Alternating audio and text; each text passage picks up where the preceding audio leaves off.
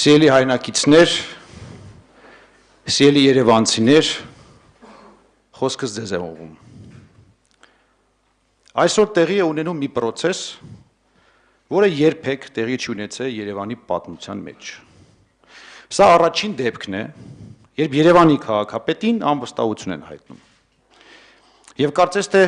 այսպիսի բան անելու համար նախաձեռնողները պետք է շատ ծանրակշիռ փաստարկներ ունենային ընդդեմ քաղաքապետի։ Օրինակ, բյուջեի խոշոր չափի գումարների հափշտակում, կամ ինչ-որ այլ աշխատանքային կամ կենցաղային զարհուրելի հանցանք։ Բայց ինչպես իրիկներից հասկացանք, այդպիսիները չկան։ Ներկայացվող հիմնական պատճառը լրիվ այլ է։ Ինչպես նախաձեռնող խումբն է ասում, քանի որ ես դուրս եմ եկել ՔՊ կուսակցությունից, ապա պետք է լքեմ նաև այս պաշտոնը։ Եկեք հասկանանք, արդյոք դա այդպես է թե ոչ։ 2018 թվականին Հայաստանի ժողովուրդը հեղափոխություն իրականացրեց, որին մենք բոլորս մասնակից ենք եղել եւ ամեն մեկս մեր լուման ենք ներդրել այդ կարևոր գործում։ Հեղափոխության հաղթանակից հետո առաջին ընտրությունները Երևանի ավականու ընտրություններն էին, որտեղ մենք որպես հեղափոխական թիմ խնդիր ունեինք ջախջախիչ հաղթանակ տանել եւ թղթի վրա հստակ ամրագրել ժողովրդի կամքը, ինչն էլ իր հերթին թույլ կտար գնալ ազգային ժողովի արտահերտ ընտրություններին եւ ամրագրել այդ հաղթանակը արդեն համապետական մասշտաբով։ Այդ նպատակով ստեղծվեց հեղափոխական Իմ քայլը դաշինքը, որի մաս կազմեցին քաղաքացիական պայմանագիր կուսակցությունը, Առաքելություն կուսակցությունը եւ մի շարք այլ կուսակցությունների անդամներ կամ անկուսակցական ակտիվ քաղաքացիներ։ Ավելորդ չէ հիշեցնել, որ ավականու կազմում Իմ քայլը դաշինքով ընտրված առաջին 57 հոգուց ուշադրություն։ Միայն 27-ն էին այդ պահին քաղաքացիական պայմանագիր կուսակցության անդամ։ Այսինքն ֆրակցիայի մեծ մասը 30 ավականու անդամ անկուսակցականներ էին կամ այլ կուսակցությունների անդամներ։ Սա կարծում եմ շատ հատկանշական տվյալ է, որը արտացոլում է մեր հեղափոխական թիմի իրական պալիտրը։ Ընտրությունների արդյունքում մենք ունեցանք շատ համոզիչ հաղթանակ, հավաքելով ձայների մոտ 82%-ը։ Կրկնում եմ, ժողովուրդը իր ձայնը չտվեց որևէ կուսակցության։ Ժողովուրդը իր ձայնը տվեց Իմ քայլը դաշինքին։ Իր ձայնը տվեց հեղափոխությանը, հեղափոխական թիմին, հեղափոխության լիդեր Նիկոլ Փաշինյանին, քաղաքապետի թեկնածու Հայկ Մարությանին, թիմում ընդգրկված հայտնի եւ հարգված մարդկանց, օրինակ հայտնի երգիչ Արթուր Իսպիրանին, հայտնի բլոգեր Իզաբելա Աբգարյանին, հայտնի ճարտարապետ Արսեն Կարապետյանին եւ շատ այլ մարդկանց, որոնք տարիներ շարունակ իրենց նվիրել էին Հայաստանում հեղափոխության հաղթանակի գործին։ Այստեղ շատ կարևոր նրբություն կա։ Հեղափոխական թիմը չգնաց ընտրությունների քաղաքացիական պայմանագիր կուսակցության դրոշի ներքո։ Ոչ միայն նրա համար, որ հեղափոխությունը արեց ամբողջ ժողովուրդը, այլ ոչ թե ինչ-որ կուսակցություն, այլ նաև նրա համար, որ ուղղակի քաղաքացիական պայմանագիր անունը այդ ժամանակ լայն զանգվածներին գրեթե ծանոթ չէր։ Այսպիսով եկեք արձանագրենք, որ 2018 թվականի Երևանի քաղաքապետի ընտրությունների ժամանակ, եթե անձերին մի կողմ դնենք, ժողովուրդը ընտրեց Իմ քայլը հեղափոխական դաշինքը։ Այսօր այս process-ը նախաձեռնող խումբը որպես անվստահության հիմք ասում է, որ քանի որ ես դուրս եմ եկել քաղաքացիական պայմանագիր կուսակցությունից եւ շեշտում եմ, դուրս եմ եկել Իմ քայլը դաշինքից, ապա չեմ կարող լինել քաղաքապետ։ Սիրելի հայրենակիցներ, պաշտոնապես ասում եմ, ես դուրս եմ եկել ՔՊ կուսակցությունից, բայց դուրս չեմ եկել Իմ քայլը դաշինքից։ Շարունակում եմ մնալ Իմ քայլը ֆրակցիայի անդամ եւ նախաձեռնող խմբի այս պնդումը ուղղակի կեղծիք է։ Իդեպ, իրենց փաստարկներում հիշատակելով քաղաքացիական պայմանագիր կուսակցության անունը, այս մարդիկ փորձում են սեփականաշնորհել հեղափոխությունը։ Փորձում են ՔՊ կուսակցությունը դարձնել հեղափոխական արժեքների միակ կրողն ու ժառանգորդը։ Սա անընդունելի է ինձ համար եւ ինձ նման հազարավոր մարդկանց համար, որոնք կուսակցական չեն եւ հեղափոխություն են արել ուղակի ավելի լավ Հայաստանի երազանքով։ Ասեմ ավելին, ԿՊԱ-ականները ավելի առաջ են գնացել։ Նրանք վերջերս արդեն առաջ են տանում այն թեզը, որ ով ԿՊԻ-ից չէ, դեմ է հեղափոխությանը, ով ԿՊԻ-ից չէ, սատարում է հակահեղափոխական ուժերին։ Սա նույնպես անընդունելի է եւ վիրավորական այն քաղաքացիների համար, որոնք կուսակցության անդամ չեն։ Հետևաբար, ո՞րն է անվստահության հիմքը։ Այս օրերին նախաձեռնության հեղինակները եւ նրանց կուսակցական ընկերները ասում են նաեւ, թե Հայկ Մարությանը, այսինքն ես, շեղվել եմ հեղափոխական արժեքներից։ Հիմա տեսնենք, թե ով է իրականում շեղվել հեղափոխական արժեքներից։ 2018-ի արտահերթ ընտրությունից հետո սկսեցինք աշխատել։ Եվ հանկարծ մի օր իմացանք, որ կառավարության հեղափոխական անդամները գաղտնի որոշմամբ կտրուկ բարձրացրել են իրենց աշխատավարձերը։ Օրինակ նախարարները 1.5 միլիոն դրամ են ստանում։ Խոսքը մաքուր գումարի մասին է, հարկերը հանած։ Փոխնախարարները 1 միլիոն դրամ են ստանում եւ այսպես շարունակ։ Գաղտնի որոշմամբ։ Հեղափոխական նախարարները։ Շեշտում եմ, ես չեմ խոսում պետական համակարգի այսպես կոչված տեխնոկրատ անդամների մասին, որոնք անկախ ամեն ինչից պրոֆեսիոնալ են եւ իրենց աշխատանքի համար պետք է գնահատվեն։ Ես խոսում եմ գաղափարական հեղափոխականների մասին, հեղափոխությանը մասնակցած եւ հեղափոխության շնորհիվ պաշտոն ստացած մարդկանց մասին։ Ես կարծում եմ, թե հեղափոխականի գերնպատակը պետք է լինի բարելավել ուրիշների կյանքը, բայց իրականության մեջ նրանք եկան ու անմիջապես սկսեցին բարելավել իրենց կյանքը։ Այն դեպքում, երբ երկրում բնակչության աղքատության ցուցանիշը շարունակում էր տատանվել 30%-ի սահմաններում։ Կասեք ինչու չէիր շուտ խոսում սրա մասին։ Ուրեմն, բազմիցս այդ հարցը բարձրացրել եմ ԿՊ-ում, թիմի ներսում, տարբեր մակարդակներում, ոչ մի արձագանք, կարծես թե ամեն ինչ այդպես էլ պետք է լիներ։ Բացի դրանից, աշխատանքի ընթացքում բազմաթիվ զանգեր էի ստանում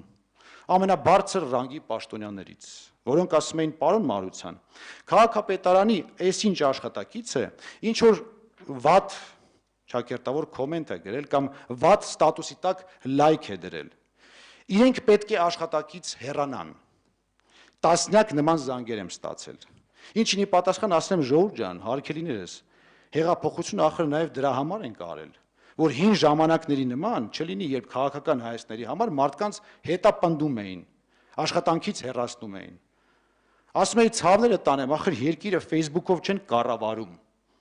Ախր ամեն ինչ Facebook-ով չի սկսվում ու վերջանում։ Հարազատներ ջան, ինձ հանգիստ թողեք։ Ես դրա համար չեմ այստեղ եկել։ Ես գործով եմ զբաղված։ Կարճ ասած, մերժում էի նման բոլոր առաջարկները։ Բայց դա դեռ ծաղիկներն էին։ Հետո սկսեցին տարատեսակ պաշտոնատար անձիկ զանգել եւ իրենց մերձավորների համար արտոնություններ խնդրել։ Այս ծաղիկի բուտկեն էստեղ դնենք, այն շինթույլտվությունը տանք, սա այսքան հարկ ավելացնենք, այս հողը ընդլայնենք եւ այլն։ Եվ բնականաբար բոլոր դեպքերում ստացել են նույն պատասխանը։ Քանի ես այստեղ եմ, ամեն ինչ արվելու է օրենքի ու օրինականության շրջանակներում եւ բոլորը հավասար են օրենքի առաջ։ Սա շատ տհաճ ազդակ էր ինձ համար, որովհետեւ ես այդպիսի զանգեր անկեղծ ասած չէի սպասում, երբ միանում էի թիմին։ Եվ այդտեղ սկսվեց ի հայտ գալ իմ եւ ԿՊ-ի միջև աշխարհայացքների խզումը։ Ու հիմա այս մարդիկ ասում են Հայկը հեղափոխությունից շեղվել է։ Սա ասում են մարդիկ, որոնք երկրի համար այս նեղ պահին $200,000 մեքենա են գնում ու ամբողջ քաղաքական թիմով 1 ամիս շարունակ լծվում են արդարացնելու այդ որոշումը, որ ցույց տան, թե ինչքան անհրաժեշտ գնում էր սա պետության համար։ Պատկերացնում եք, մի երկիր, որը կրկնում եմ, 30% աղքատություն ունի, որը իր միջազգային գործընկերներից փող է խնդրում իր մանկապարտեզները վերանորոգելու, իր ճանապարհները կառուցելու, իր բյուջետային ծախսերը փակելու համար, արդարացնում է $200,000 մեքենայի գնումը, իբր դա պետության պրեստիժի համար է։ ուրեմն ասեմ հարգելիներս, դա պրեստիժ չի, հակառակը սա մովետոն է, սա շատ վատ տպավորություն է թողնում, դրանով դուք անգամ խղճահարություն չեք առաջացնում, այլ միայն տարակուսանք և քմծիծաղ։ Ու կարծում եմ ավելի լուրջ չի լինի ասել, որ ես դեռ 2019 թվականին վաճառք եմ հանել քաղաքապետին կցված S դասի Mercedes-ը։ Գումարը մուտք եմ արել քաղաքային բյուջե։ Այս ամբողջ ընթացքում էկոնոմ դասի Nissan եմ քշում, ընդ որում առանց վարորդի ինքս եմ վարում։ Թիկնապարների մասին ընդհանրապես բնականաբար խոսք չկա։ Երբեք պարգևավճար չեմ ստացել։ Թույլ չեմ տվել բարձրացնել աշխատավարձս։ Եվ սա հերոսություն չի։ Սա, ինչպես ասում են, լավ չի, սա նորմալ է, որովհետև դա իմ համոզմունքն է,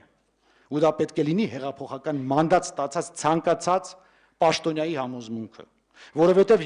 կրկնում եմ 30% աղքատություն ունեցող երկրում չի կարող հեղափոխական պաշտոնյան պետության հաշվին իր կյանքի որակը բարելավելու մասին մտածել, սեփական կոմֆորտի մասին մտածել։ Այստեղ պետական աշխատանքը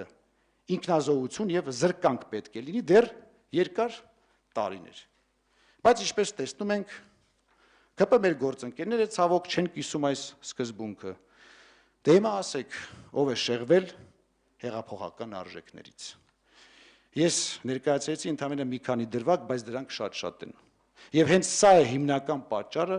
որ իմ և քաղաքացիական պայմանագիր կուսակցության կապը այդքան կարճ տևեց։ Եվ ես անցած տարի որոշեցի դուրս գալ այդ կուսակցությունից։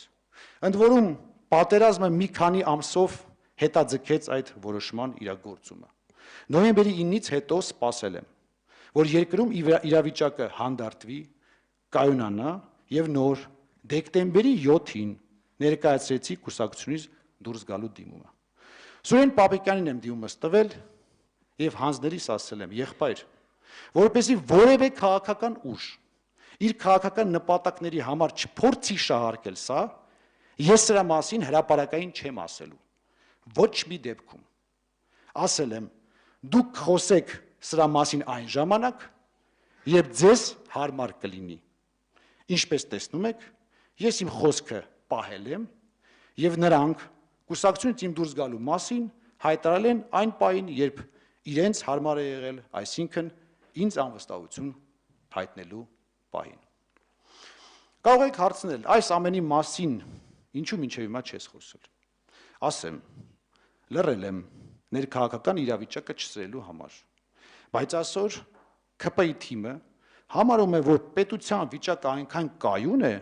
որ շատ հարմար պահ է քաղաքապետարանում հեղաշրջում անելու համար։ Ուստի ես արդեն կարող եմ ինձ թույլ տալ ժողովրդի հետ խոսել այս ամենի մասին։ Վերադառնանք ինձ ներկայացվող անվստահության, այսպես կոչված հիմքերին։ Ասում են Հայկ Մարությանը նախընտրական խոստումները բավարար չափով չի իրագործում։ Կներեք, բայց այս հարցում ինձ համար կարևոր է երևանցիների կարծիքը և գնահատականը։ Եվ հատկապես վերջին օրերին երևանցիները իրենց գնահատականը շատ հստակ տալիս են։ Ինչի համար ի դեպ շատ շնորհակալ եմ ձեզ, սիրելի երևանցիներ։ Հետո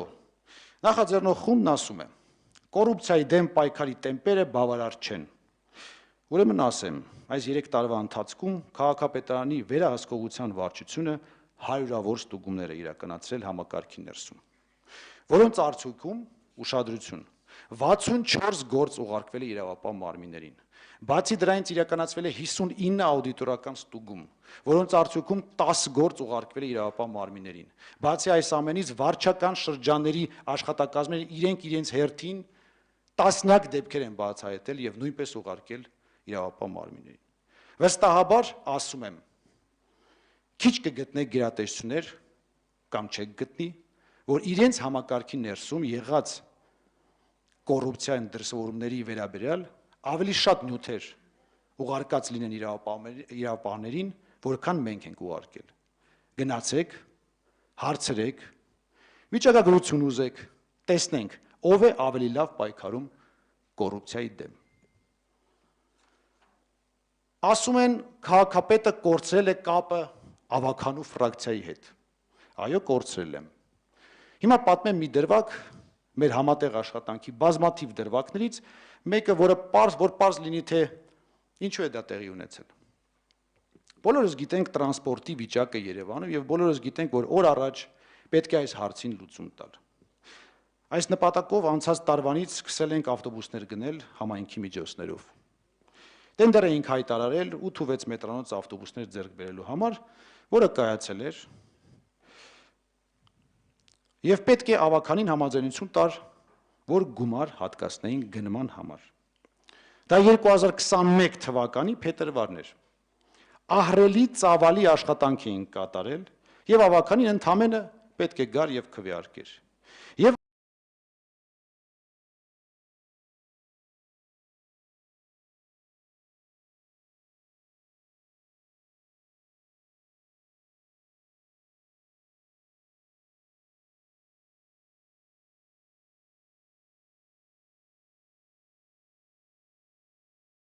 դուրս էին հանում։ Եվ որոշումը կարողացանք ընդունել միայն ավականու ընդդիմադիր եւ անկախ անդամների ներկայության շնորհիվ, +1 ձայնով, այսպես ասած, ծայրը ծայրին։ Փաստացի այս մարդիկ ուզում էին 1 միլիոնանոց քաղաքը թողնել առանց ավտոբուսների միայն մի բանի համար, որ ասեին, որ Հայկ Մարությանը չի կարողանում կատարել իր նախընտրական խոստումները։ Այսինքն նեղ խմբակային շահը վեր են դասում մի ամբողջ համայնքի շահից։ Ու թող հեքիաթներ չպատմեն, թե իբր կառավարությունը ուզում է ավելի լավ ավտոբուսներ բերել։ Բերող էիք, բերեիք։ Մենք 850 ավտոբուսի կարիք ունենք։ 211-ի գնումն էինք անում այդ պահին։ Մնացածն էլ դուք բերեիք։ 3 տարի ժամանակ ունեիք։ Բերեիք։ Այսօր բերեք։ Վաղը բերեք։ Մի բան բերեք։ Այսքանից հետո խնդրում եմ ասեք, ինչ հարաբերություններ ես պետք է ունենամ ավականու այս ֆրակցիայի հետ։ Իսկ հիմա խոսենք այն մասին, թե ինչ ցածր մեթոդներով են այս մարդիկ իրականացնում իմպիչմենտի գործընթացը։ Սկզբից մամուլով ակնհայտ սուտ լուրեր տարածեցին, թե իբր հանդիպել եմ ինչ-որ նախկին պաշտոնյաների հետ, ինչ-որ բաներ են պայմանավորվել, մանիպուլացնում են, թե ինչ-որ նախկին պաշտոնյաների տներ եմ օրինականացրել, բայց չգիտես ինչու չեն նշում, որ դա օրինականացվել է կառավարության 912N որոշման հիման վրա, որի դեմ մենք 3 տարի է պայքարում ենք, բայց կառավարությունը այդ որոշումը համառորեն թողնում է ուժի մեջ, որ այդ նույն որոշմամբ օրինականացվում են նաև իշխանության ներկայացուցիչների ինքնական կառույցները, որովհետև մենք ստիպված ենք շարժվել կառավարության որոշումներով, դա օրենք է, այլ տարբերակ չկա։ Այնուհետև դեզինֆորմացիայից ու մանիպուլյացիայից հետո սկսեցին գործի դնել շանտաժի գործիքները։ Ինչպես արդեն լսեցիք եւ վստահ եմ, որ նաև տեղեկացել եք համացանցերից, ավականու մի շարք անդամներին ստիպելով ստորագրել իմ անվստահության որոշման տակ։ Բառացի մեկին սպառնում էին աշխատանքից հանել, մյուսին ասում էին փողիցդ կկտրենք եւ այլն եւ այլն եւ այլն։ Հին ու բարի մեթոդներով։ Կարճ ասած, ես այս ամբողջ process-ը համարում եմ անարգանք ժողովրդավարության հանդեպ եւ անարգանք Երևանցու քվեի հանդեպ։ Կարծում եմ, որ դուք ձեր սկսածը միևնույն է ավարտին եք հասցնելու, ուստի քանի դեռ քաղաքապետ եմ, խնդրում եմ քաղաքի բոլոր ծառայությունների ղեկավարներին ձեր ծառայությունը իրականացնել մաքսիմալ պատասխանատվությամբ, բարձր կարգապահությամբ, բազմապատկված նվիրումով։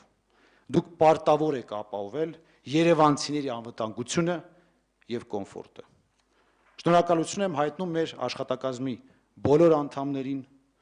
համատեղ աշխատանքի համար։ Շնորհակալություն իմ թիմի անդամներին։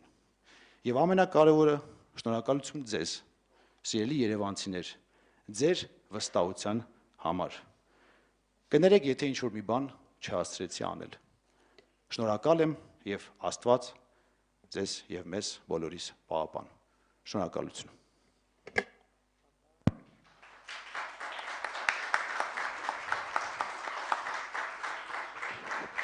ընդմիջում։